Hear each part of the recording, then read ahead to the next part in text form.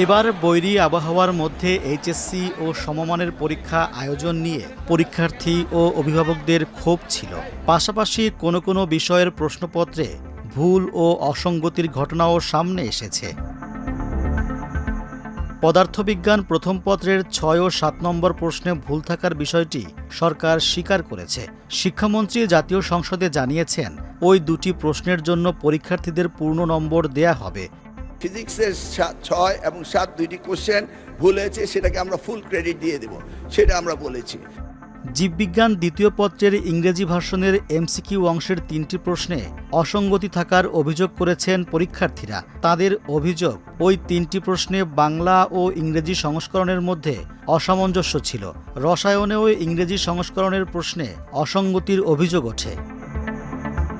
ঢাকা শিক্ষা বোর্ডের পরীক্ষা নিয়ন্ত্রক জেসমিন তাসলিমা বানু বলেন, ভুলের অভিযোগ পাওয়া গেলে তাৎক্ষণিকভাবে চিহ্নিত করে সংশ্লিষ্ট ব্যক্তিদের প্রয়োজনীয় নির্দেশনা দেয়া হয়, যাতে পরীক্ষার্থীরা নম্বর পাওয়ার ক্ষেত্রে কোনো অসুবিধায় না পড়েন। তার দাবি, পদার্থবিজ্ঞান ছাড়া অন্যান্য বিষয়ে বড় ধরনের কোনো ভুল ছিল না, তবে বানান ভুল বা এ ধরনের কিছু ত্রুটি থাকতে পারে। এছাড়াও বিভিন্ন কেন্দ্রে প্রশ্নপত্র বিতরণের একাধিক ভুলের ঘটনা ঘটে। দিনাজপুরের বোচাগঞ্জে ব্যবসায় সংগঠন ও ব্যবস্থাপনা প্রথম পত্রের পরিবর্তে দ্বিতীয় পত্রের প্রশ্নপত্র বিতরণ করা হয়, পরে ভুল সংশোধন করে পরীক্ষা নেওয়া হয়।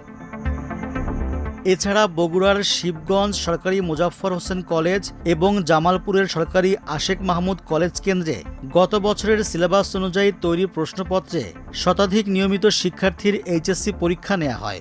একইভাবে টাঙ্গাইলের ভুয়াপুরের ১৪ পরীক্ষার্থীকে ২০২৬ সালের পরিবর্তে ২০২৫ সালের প্রশ্নপত্রে পরীক্ষা দিতে হয়। এসব ঘটনায় তদন্ত কমিটি গঠন, কারণ দর্শানোর নোটিশ এবং সংশ্লিষ্ট শিক্ষক কর্মকর্তাদের বিরুদ্ধে প্রশাসনিক ব্যবস্থা নেওয়া হয়েছে।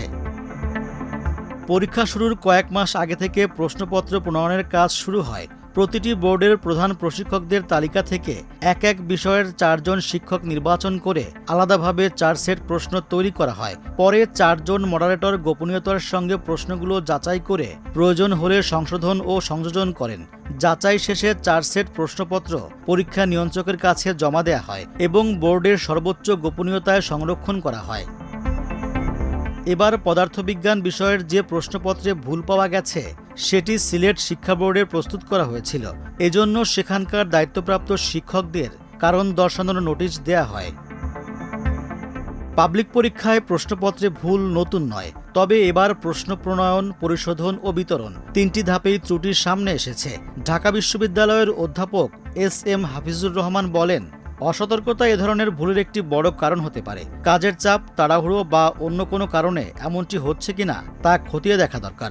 তবে যে কারণেই হোক, প্রশ্নপত্রে ভুল, অসঙ্গতি বা বিতরণে গরমিলের ঘটনা শূন্যের কোঠায় নামিয়ে আনতে হবে। এজন্য শিক্ষা বোর্ডগুলোর উচিত প্রশ্ন প্রণয়নকারী ও মডারেশনের দায়িত্বে থাকা শিক্ষকদের দক্ষতাও পর্যালোচনা করে প্রয়োজনীয় ব্যবস্থা নেয়া। প্রশ্নপত্রে ভুলের ঘটনা সামনে আসার পর পরবর্তী পাবলিক পরীক্ষার প্রশ্নপত্র প্রণয়ন ও পরিশোধন প্রক্রিয়ায় কিছু পরিবর্তনের কথা বলছে ঢাকা শিক্ষা বোর্ড। এ বিষয়ে পরীক্ষা নিয়ন্ত্রক জেসমিন তাসলিমা বানু বলেন, আগামী পরীক্ষায় দ্বিতীয়বার মডারেশনের ব্যবস্থা রাখা হবে। এছাড়া প্রশ্নপত্র পরিশোধনের সময় ইংরেজি ভার্সনের শিক্ষকের পাশাপাশি একজন ইংরেজি ভাষার শিক্ষক রাখা হবে। এবছরের শেষ দিকে অনুষ্ঠেয় ৮ম শ্রেণীর বৃত্তি পরীক্ষার প্রশ্নপত্র প্রণয়নের কাজ থেকে তা শুরু করা হচ্ছে। সংশ্লিষ্টদের মতে, প্রশ্ন প্রণয়ন থেকে ছাপা, সংরক্ষণ ও বিতরণ পর্যন্ত প্রতিটি ধাপে কার্যকর নজরদারি ও ব্যবস্থাগত পরিবর্তন জরুরি। কারণ একটি পাবলিক পরীক্ষার প্রশ্নপত্রে ভুল একজন শিক্ষার্থীর ফলাফল ও ভবিষ্যৎ শিক্ষা জীবনের ওপরও প্রভাব ফেলতে পারে।